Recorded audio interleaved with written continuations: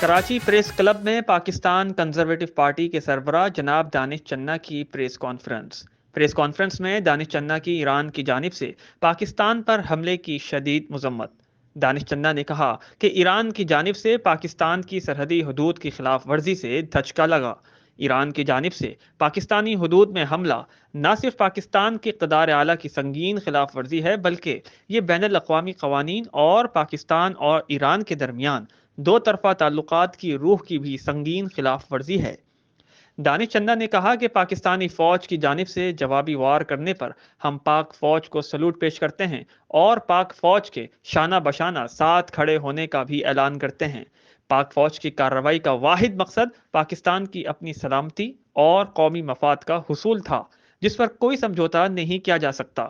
دانش چنّا نے ایرانی میزائل حملے میں جاں بحق ہونے والے لواحقین سے اظہار تعزیت بھی کی۔ دانش چنّا نے مزید کہا کہ ہم پاک فوج پر ہونے والے حالیہ دہشت گرد حملوں اور 9 مئی جیسے واقعات کی بھی شدید الفاظ میں مذمت کرتے ہیں۔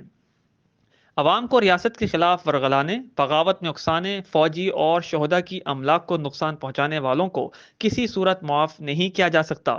انہوں نے مزید کہا کہ پاکستان کنزرویٹو پارٹی پاک فوج اور army chief general Asim Munir سے بھرپور اظہار یکجہتی اور مکمل حمایت کرتی ہے۔ دانش چنّا نے پاکستان کی سیاسی جماعتوں کے قائدین سے الیکشن مہم کے دوران فلسطینی بہن بھائیوں کو یاد رکھنے اور مسئلہ فلسطین کو اجاگر کرنے کی بھی اپیل کی۔ دانش چنّا نے فلسطین میں جاری اسرائیلی ظلم و بربریت پر عرب اور اسلامی ممالک کی مجرمانہ خاموشی پر شدید مذمت، دکھ اور رنج و غم کا اظہار کیا اور فلسطین میں موجود حماس مجاہدین کی مکمل حمایت کا اعلان کیا۔ دانش چنّا نے سابقہ حکمران جماعت پر تنقید کرتے ہوئے کہا کہ کس طرح تبدیلی سرکار نے نوجوانوں اور قوم سے جھوٹے وعدے کر کے بے وقوف بنایا، نوکریوں اور گھروں کا جھوٹا وعدہ کیا گیا، کس طرح ایک سازش کے تحت ملک کو پیچھے کی جانب دھکیلا گیا، سی پیک کو بند کرایا گیا، ملک کی سلامتی کو داؤ پر لگایا گیا۔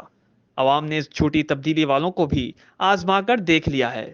اب عوام ہمیں پاکستان کنزرویٹو پارٹی کو بھی آزمائے۔ انشاءاللہ پاکستان کنزرویٹو پارٹی عوام کی امیدوں اور امنگوں پر پورا اترے گی۔